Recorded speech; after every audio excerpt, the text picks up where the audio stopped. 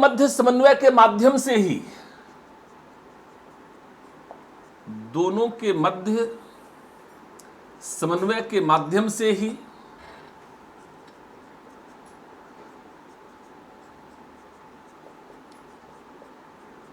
भारत न सिर्फ एक आधुनिक राष्ट्र के रूप में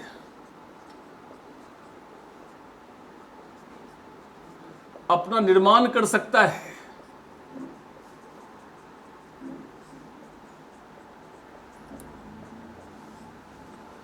बल्कि अपनी समस्याओं, चुनौतियों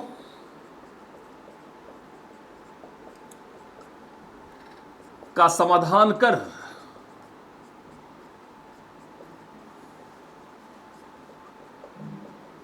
विश्व राजनीति में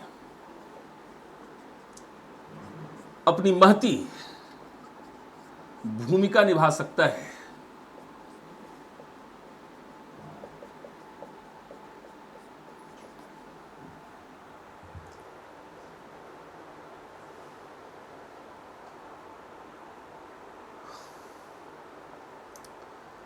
The complete personality of Nehru was based on the coordination between democracy and socialism. According to Nehru,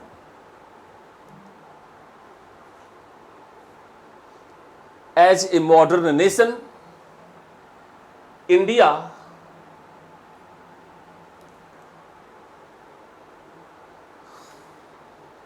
shaped on the basis of coordination on the above ideas and solved its problem, challenges and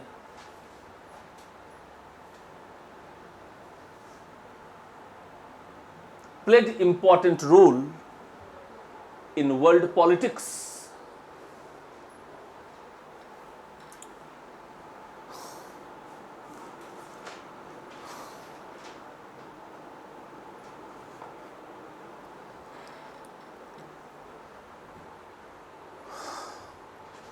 इस तरह से एक introduction आपका तैयार हो जाएगा और इस इंट्रोडक्शन के पश्चात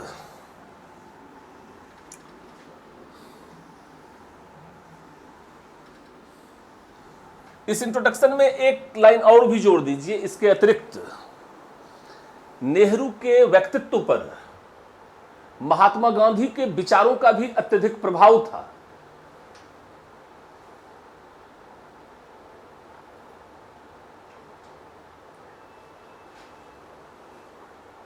विशेषकर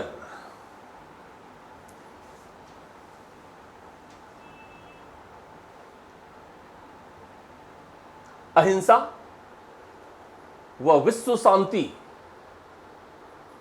के संबंध में नेहरू गांधी के विचारों से अत्यधिक प्रभावित थे। Moreover, on the personality of Nehru, there was much influence of the ideas of Mahatma Gandhi, especially ideas of Mahatma Gandhi to establish global peace and non-violence.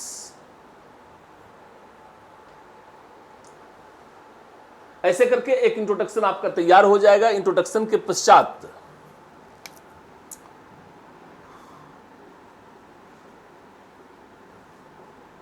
स्वतंत्रता प्राप्ति के समय, प्राप्ति के पश्चात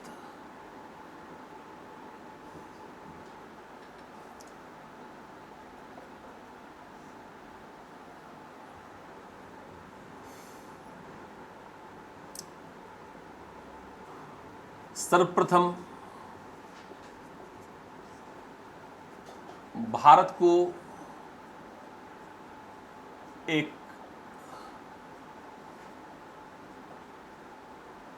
पंथ निरपेक्ष राष्ट्र के रूप में स्थापित करने तथा भारत की एकता, अखंडता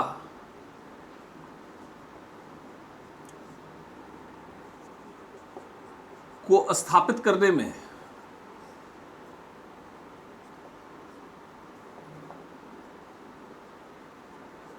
नेहरू ने बड़ी सतर्क भूमिका निभाई है।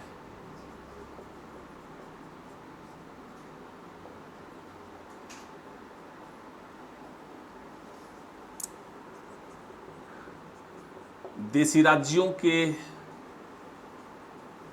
विलय में प्रधानमंत्री के रूप में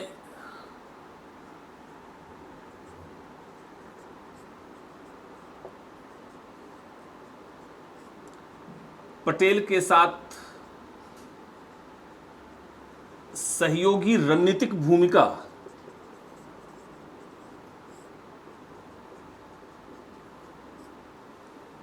में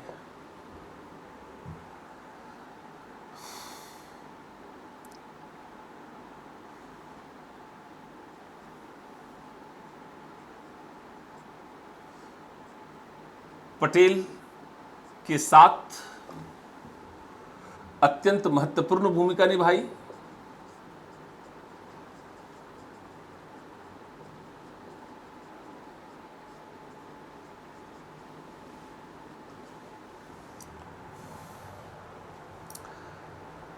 उन्होंने लोकतांत्रिक आदर्श के आधार पर सामूहिक निर्णय लेने के एक सिद्धांत को स्थापित किया।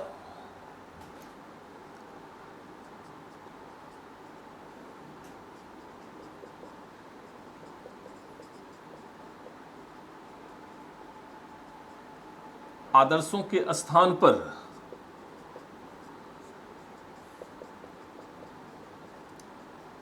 सामूहिक निर्णय के महत्व को स्थापित कर भारत में एक आदर्श संसदीय लोकतांत्रिक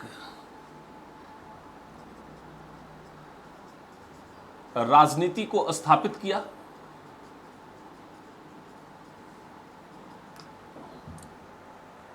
After independence, first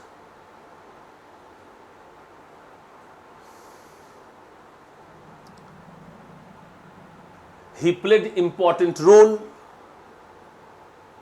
in establishment of a secular India and unity and integrity of the nation.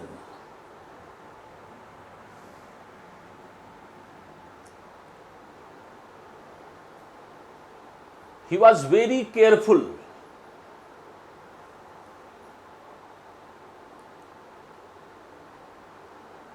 before partition and after partition.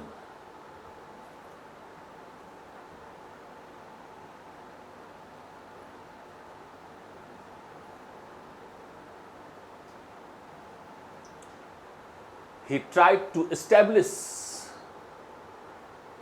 communal harmony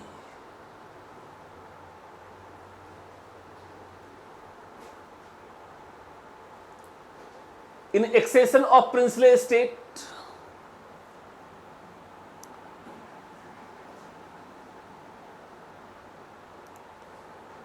Along with Patel,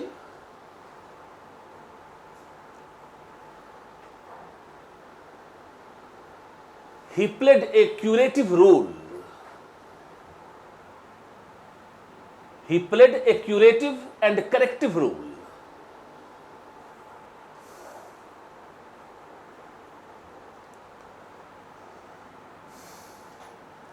in order to establish democratic ideals. He tried to establish the importance of collective decision making. He tried to establish the importance of collective decision making.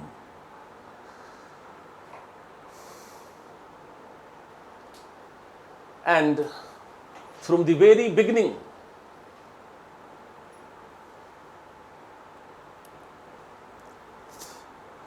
he established an ideal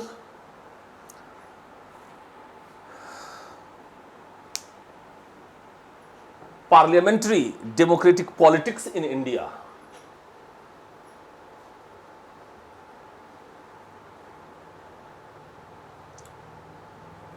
तो इस संदर्भ में नेहरू की जो भूमिका है वो अत्यंत महत्वपूर्ण है। इसके साथ अब हम आते हैं नेक्स्ट पॉइंट में, आर्थिक भूमिका।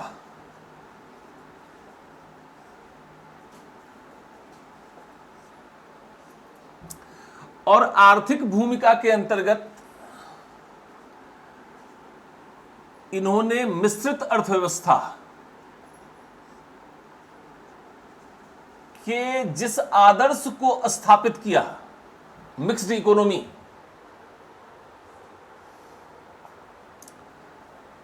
फ्रांस के पश्चात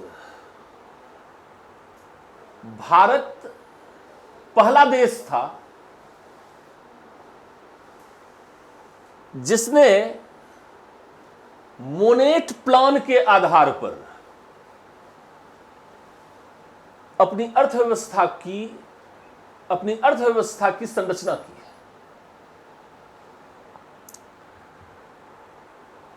और इसमें उन्होंने पूंजीवादी और समाजवादी दोनों ही अर्थव्यवस्थाओं के आदर्शों को स्वीकार किया और राष्ट्र निर्माण में नियोजन की भूमिका को स्वीकार करते हुए इन्होंने नियोजित आर्थिक विकास की रणनीति को अपनाया।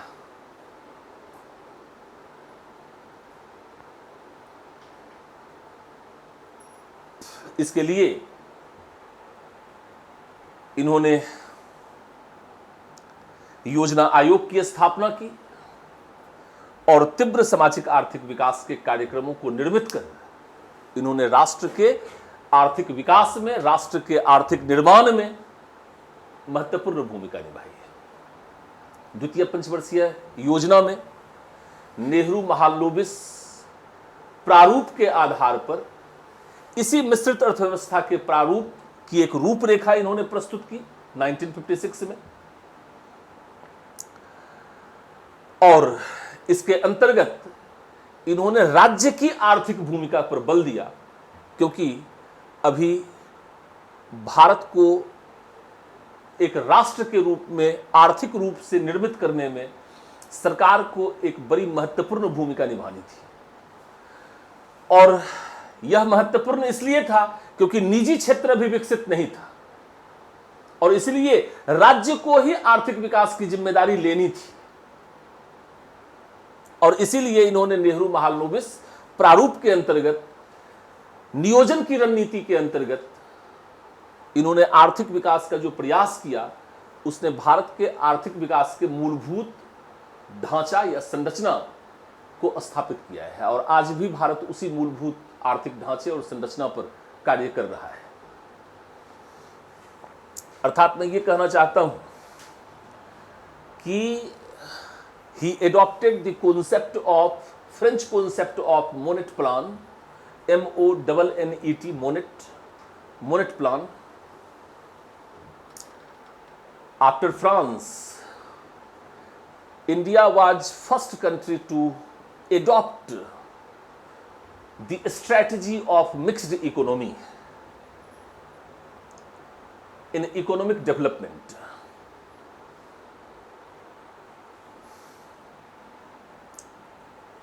In which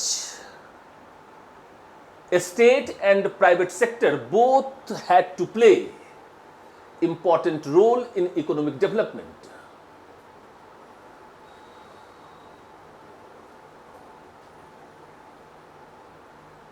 initially,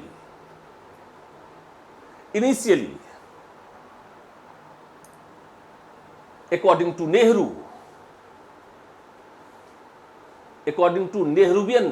Nehruvian strategy, a state had to play a big role in economic development because private sectors were not able to develop India.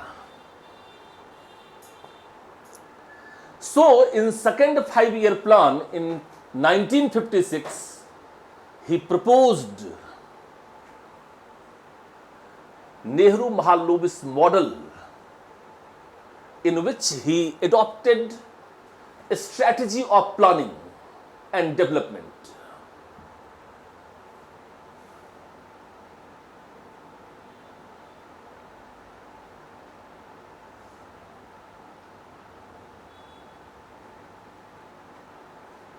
In this way, he laid the foundation of economic development in India. तो उनकी जो आर्थिक भूमिका है उसको बतलाइए। इसके बाद इनकी जो वैदेशिक नीति है वह अत्यंत ही महत्वपूर्ण है।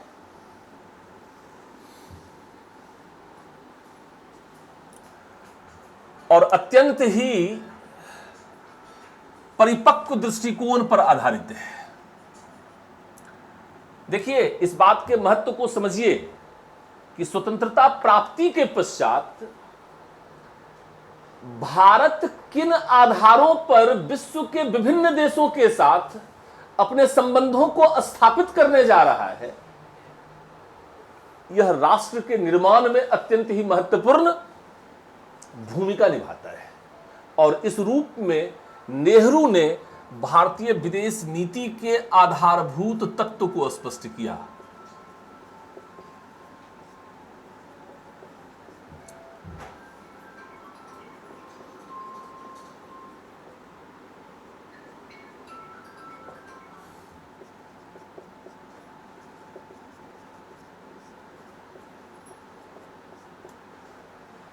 पहली बात यह है कि स्वतंत्रता आंदोलन के अनुभवों के आधार पर भारतीय विदेश नीति का एक आधार स्पष्ट था, और वह आधार यह था कि निश्चित रूप से भारतीय विदेश नीति में साम्राज्यवाद, उपनिवेशवाद का कोई स्थान नहीं होगा, और साम्राज्यवाद और उपनिवेशवाद का विरोध के आधार पर ही भारतीय विदेश नीति की आधारशिला को इन्होंने निर्मित किया। ठीक है, क्लियर है मेरी बात? मतलब anti imperial and anti colonial approach in foreign policy,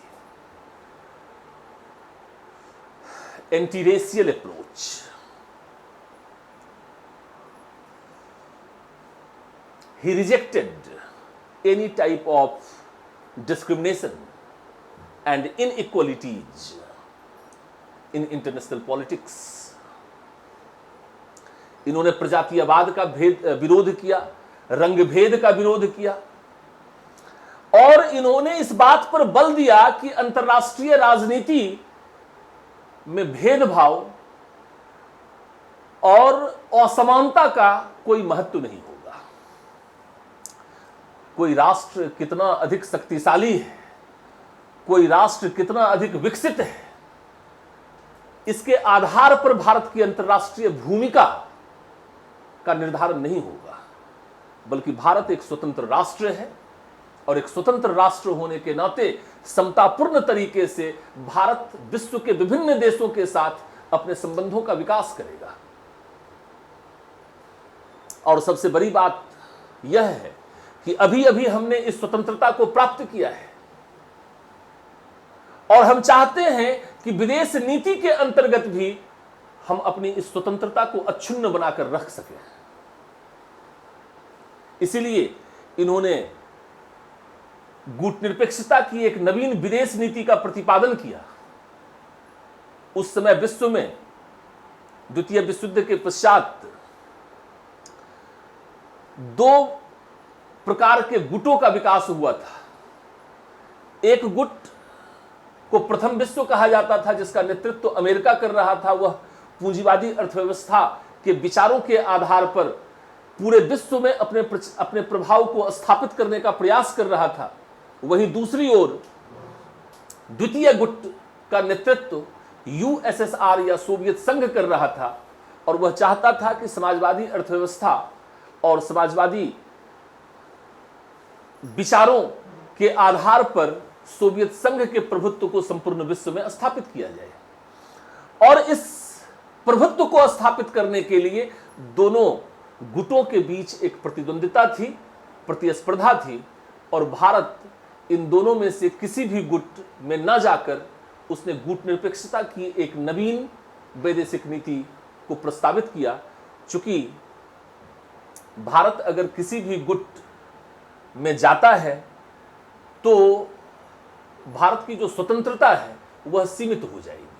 इसीलिए उन्होंने अपनी स्वतंत्रता को अक्षुण्ण बनाए रखने के लिए ही गुट राजनीति का विरोध किया, और दोनों में से किसी भी गुट में न जाकर उन्होंने यह कहा कि गुट निरपेक्षता की जो राजनीति है वह अंतर्राष्ट्रीय शांति और अंतर्राष्ट्रीय विकास को स्थापित करने के अनुकूल है। और नव स्वतंत्र देशों के साथ मिलकर तृतीय विश्व के देश के रूप में न सिर्फ भारत ने बल्कि सामूहिक रूप में नव स्वतंत्र देशों ने इस गुट राजनीति का विरोध किया।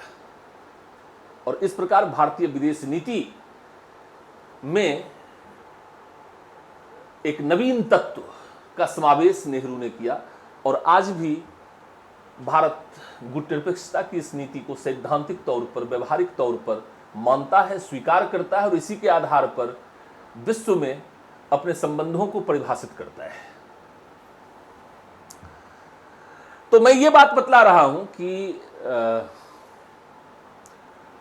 After second world war two blocks developed.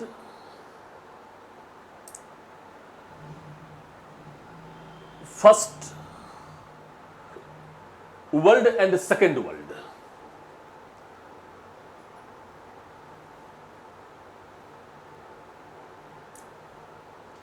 First world का लीडर यूएसए था, तो सेकेंड वर्ल्ड का लीडर यूएसएसआर, नॉट रसिया। दोनों के बीच में जो है वह स्ट्रगल और राइवलरी चल रहा था। नेहरू का यह मानना था कि अगर इंडिया इस ब्लॉक पॉलिटिक्स को ज्वाइन करता है तो उसका जो इंडिपेंडेंस है, उसका जो फ्रीडम है, वह लिमिटेड हो जाएगा। इसीलिए उन्होंने किसी भी ब्लॉक को एक्सेप्ट नहीं किया और ब्लॉक पॉलिटिक्स को ग्लोबल पीस के लिए और इंटरनेशनल डेवलपमेंट के लिए उन्होंने एगेंस्ट माना। और इसीलिए उन्होंने कोल्ड वार को अपोज किया, मिलिट्री राइवलरी को अपोज किया और ब्लॉक पॉलिटिक्स को भी अपोज किया।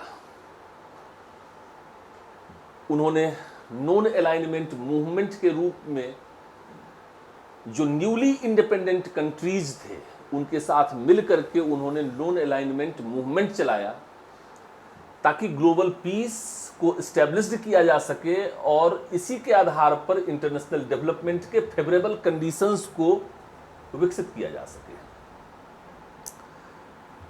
प्राचीन काल से ही एक आदर्श समाज को निर्मित करने के लिए पंचशील की एक अवधारणा रही है। इसी से प्रेरणा ग्रहण करते हुए नेहरू ने एक आदर्श विश्व व्यवस्था का प्रतिपादन करने के लिए राष्ट्रों के आचरण के लिए पंचशील के 5 सिद्धांतों का प्रतिपादन किया और विश्व के विभिन्न देशों से यह आग्रह किया कि इन्हीं आधार पर यदि विदेश नीति का विकास सभी देश करते हैं तभी जो है इंटरनेशनल पीस एस्टेब्लिश्ड रह पाएगा। तो ये भी अपने आप में एक फंडामेंटल कंट्रीब्यूशन है नेहरू का न सिर्फ भारत बल्कि पूरे विश्व व्यवस्था को दिया गया योगदान है कि उन्होंने पंचशील के सिद्धांत के माध्यम से एक ऐसे आदर्श को प्रस्तावित किया जिसके आधार पर विश्व शांति को स्थापित किया जा सकता है और एक आदर्श विश्व व्यवस्था की रचना की जा सकती है। तो न सिर्फ भारत के निर्माण में अपितु द्वितीय विश्व युद्ध के पश्चात एक आदर्श विश्व व्यवस्था की रचना में नेहरू ने अत्यंत महत्वपूर्ण योगदान दिया। कुछ इसी अवधारणा के आधार पर आपका कंक्लूजन होगा। क्लियर है मेरी बात? तो आज की जो बातचीत है उसको मैं यहीं पर विराम देता हूं। चूंकि हम लोग काफ़ी डिटेल में डिस्कशन कर रहे हैं इसलिए आपको जल्दीबाजी नहीं करनी है। Okay, thank you very much.